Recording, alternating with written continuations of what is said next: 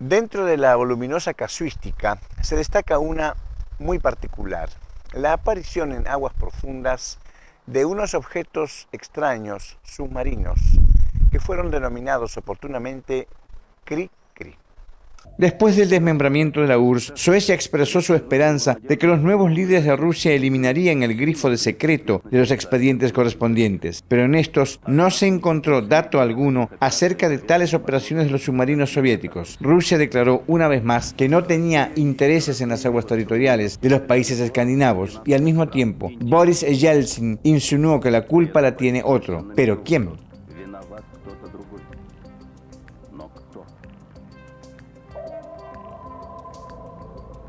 En el año 1995, el Parlamento sueco creó una comisión especial en la que entraban destacados científicos y cuya tarea consistía en esclarecer lo de los fantasmas submarinos, y resultó que la estadística de los descubrimientos de estos es bastante seria. Había documentados más de 2000 casos. Según los suecos, la enorme cantidad de submarinos fantasmas, su maniobrabilidad y total invulnerabilidad excluían la actividad de cualquier flota corriente. Es más, los obligaba a dudar sobre el origen terrestre de dichos objetos. Con el desarrollo actual de la técnica, nadie tiene ni puede tener algo así, lo que en principio no significa que en general no pueda existir.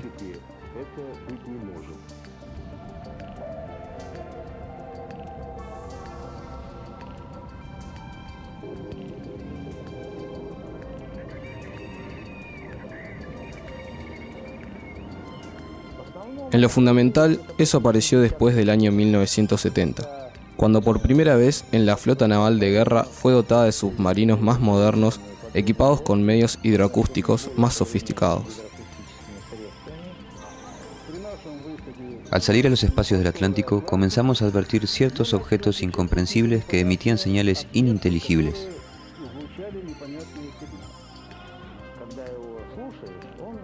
Cuando lo escuchas, te hace recordar el croar de una rana o algo parecido. Por eso lo llamaron Cri-Cri. Croan como ranas, luego se callan, después vuelven a croar otra vez. Unas veces lo hacen con más rapidez, otras con más lentitud. Y los Cri-Cri igual, y también varía la frecuencia.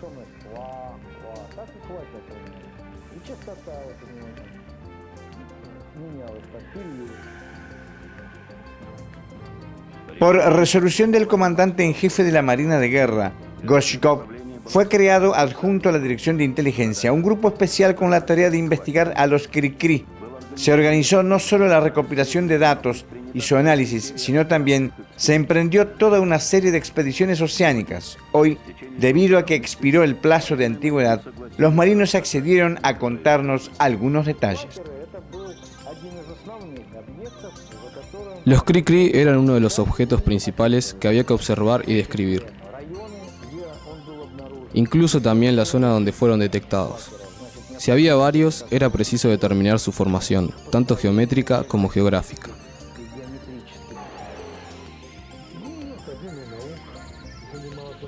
La Academia de Ciencias se encargaba de este problema a pedido del vicecomandante en jefe. Se encargaban otras organizaciones relacionadas con ruidos submarinos. Cada una hacía la evaluación a su manera.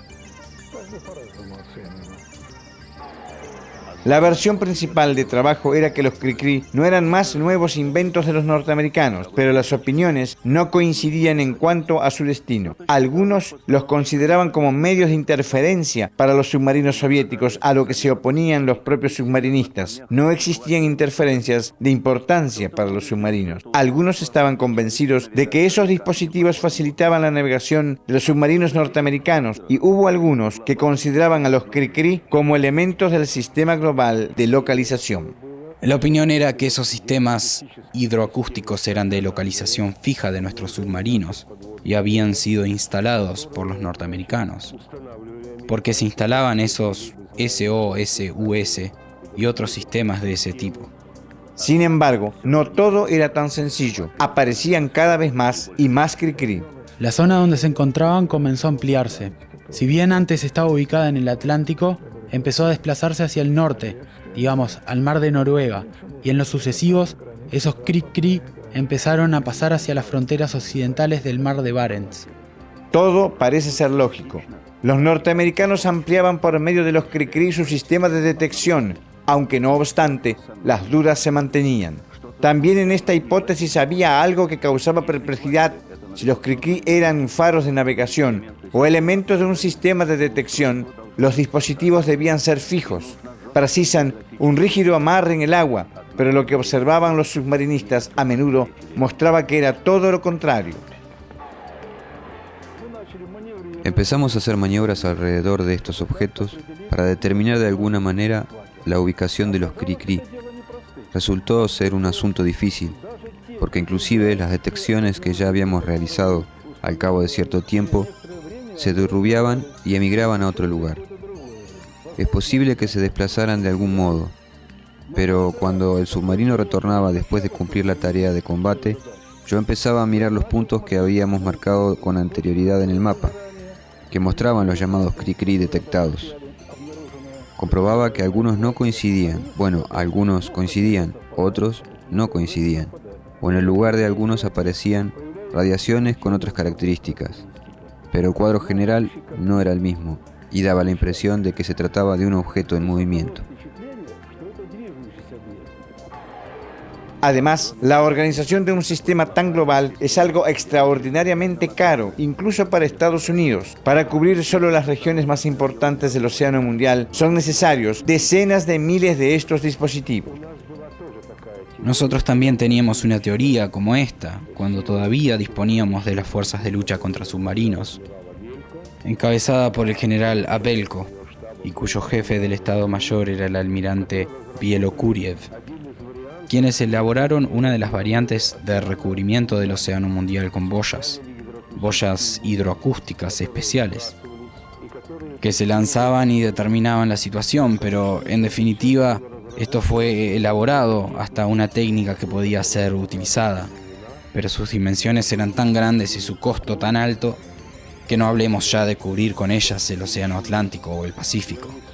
Nuestra producción y nuestra industria no tenían capacidad para fabricarnos ni siquiera 100 de ellas.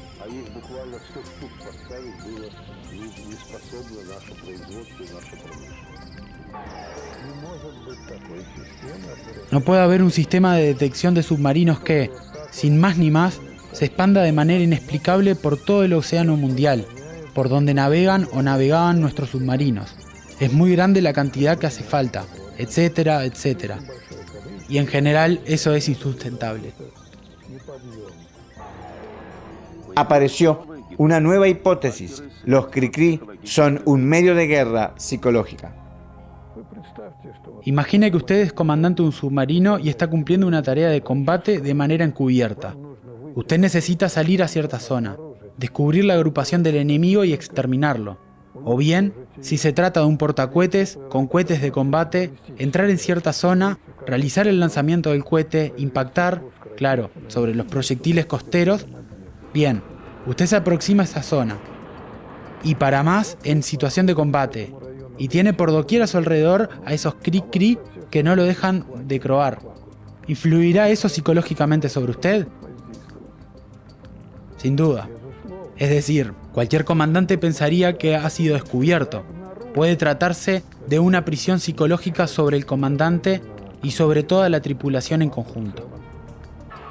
Pero tampoco, en este caso, resulta todo tan fácil. Si los Cricri eran objetos estacionarios con firme fijación geográfica, entonces sí serían medios baratos y efectivos de la guerra psicológica. Pero las numerosas ranas móviles son algo demasiado caro, porque necesitan motores y fuentes autónomas de energía. Además, cada uno de los miles de Cricri diseminados en el océano mundial debe ser comandado o debe ser autónomo, y entonces serían robots con intelecto artificial y capacidad de navegación. El costo de una una red global como esta no sería tan solo enorme, sino astronómico, y tan solo para asustar a los submarinistas soviéticos? No, algo aquí no está bien. Hay otra cosa extraña más. A algunos de nuestros comandantes de submarinos les daba la impresión de que los Cricri realizaban acciones bien conscientes. A veces parecía que trataban con insistencia de establecer comunicación con nuestros submarinos, giraban alrededor de ellos, variaban la frecuencia y la tonalidad de las señales, como si invitaran a los submarinistas a un peculiar diálogo, y reaccionaban de manera especialmente activa a las emisiones hidrostáticas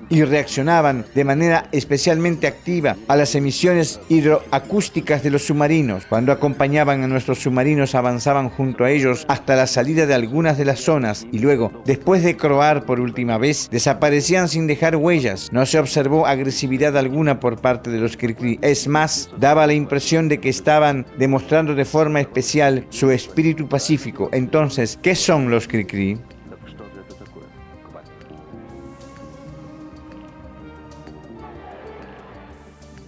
Bien, por cuanto el asunto es inexplicable, nuestros científicos, inclusive los de la Academia de Ciencias, decían que eran de origen biológico, para poder cerrar de algún modo la cuestión de a qué biología pertenecían. Decían, y al parecer, son ciertos tipos de plancton que se acumulan en el lugar por un periodo determinado, o que son golondrinas, o lirios, o de alguna otra cosa. Cada uno daba como podía la fundamentación biológica del origen, que, según su opinión, tenían las señales de los Cricri, pero en general trataban de desentenderse del asunto. Hasta se comentaba que los Cricri eran seres vivos desconocidos y con un alto cociente intelectual. En lo que respecta a su naturaleza, hasta el momento nada se sabe sobre ella, porque es tan poco lo que sabemos sobre los abismos oceánicos. Hasta el día de hoy, las profundidades kilométricas han sido visitadas por muchas menos personas que el cosmos.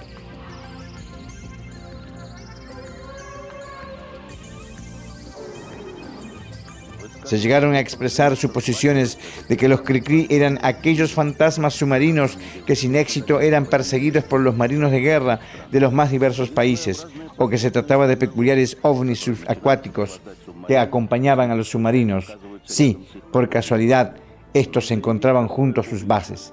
Pero hacerlo público significaba ponerse seriamente en evidencia. Si la URSS declaró de manera oficial más de una vez, no existen ningunos ovnis. A comienzos de la década de los años 80, el programa Cricri se cerró de improviso, el grupo se desintegró. ¿Por qué? Es otro misterio relacionado con los fantasmas submarinos.